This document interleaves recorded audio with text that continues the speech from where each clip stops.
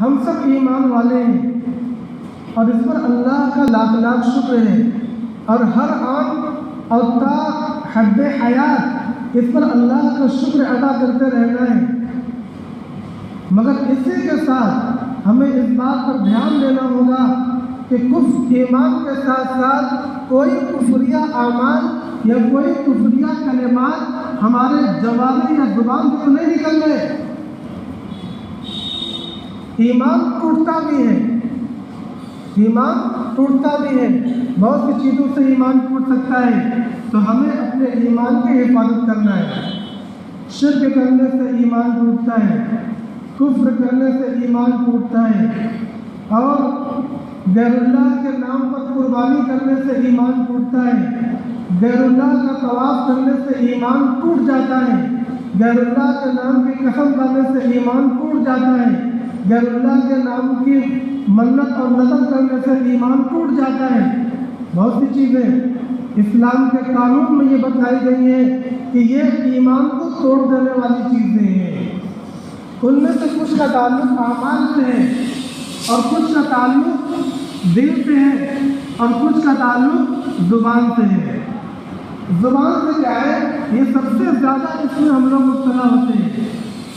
کلمات کفر بکنا، ایسی بات کہنا جو اس ایمان کو توڑ دیتی ہے۔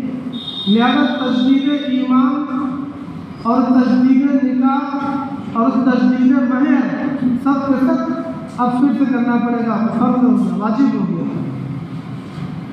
ایک صاحب نے شراب کے نشے میں انہوں نے نماز کو گالی دے دی اور بڑی بری شے کے ساتھ اس کو تشریح دیا۔ اب ان کی جو عورت تھی وہی نماز پڑھ رہی تھی، عورت نماز پڑھ رہی تھی، اور آدمی شراب کے نشے میں ڈوب اس نے نماز کو گالی دیا اور دنیا کی بدترین شے سے اس کو تشریح دیا۔ عورت بھڑک گئی، اس نے اپنے مائکے والوں کو بتلایا کہ صاحب شوہر نے ایسے ایسے کہا ہے۔ جب انہوں نے دارالفتہ سے رجوع کیا اور مسئلہ پوچھا تو معلوم یہ ہوا کہ یہ کلمات کفر ہیں، ان کا نکاح ٹوٹ چکا ہے، ان کا ایمان ٹوٹ چکا ہے، اور جب ایمان ٹوٹا تو نکاح اپنے آپ ٹوٹ جائے گا، نکاح بھی ٹوٹ چکا ہے۔ اب اگر وہ اپنی عورت کو رکھنا چاہتے ہیں تو ان کو پھر سے کلمہ ایمان پڑھنا ہوگا اور دوبارہ نئی مہر پر ان کو نکاح بھی پڑھنا ہوگا۔ اب صاحب مسئلہ کھڑا ہوا، مگر معاشرے نے مجبور کیا، وہ پھر سے ایمان لائے، مگر اب عورت سنگ رہنے پر تیار نہیں ہے۔ کافی دن گزر گئے، عورت نے سچ لیا کہ ایسے بے ایمان آدمی کے ساتھ ہم نہیں رہ سکتے۔ اس نے ضد کیا اور ان کے والدین نے اس کی بات مانی، وہ عورت دوبارہ وہاں نہیں گئی۔ کہیں اور شادی ہوئی کہ نہیں اس شخص کی یہ مجھے معلوم نہیں، مگر اس عورت کا ایمان اور اعمال دیکھیے کہ کلمات کفر بکنے والے کے ساتھ وہ زندگی گزارنا نہیں چاہتے۔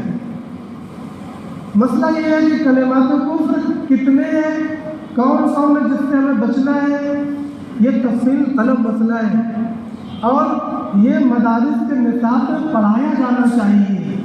جیسے 6 کلمے پڑھاتے ہیں، ایمان مجمل، ایمان مفصل پڑھایا جاتا ہے، ایسے ہی وہ چند کلمات بھی پڑھانے چاہیے مدارس میں، درجہ 4، درجہ 5، درجہ 6 میں، کہ جب بچے ذرا ہوشیار ہو جائیں اور ذرا سمجھ بوجھ والے ہو جائیں تو وہی اس بات کو سمجھے کہ ہم زبان کو بے لگام نہیں چھوڑ سکتے، ورنہ ایمان پہ ٹوٹے گا۔ اس زبان کے ذریعے اپنے ایمان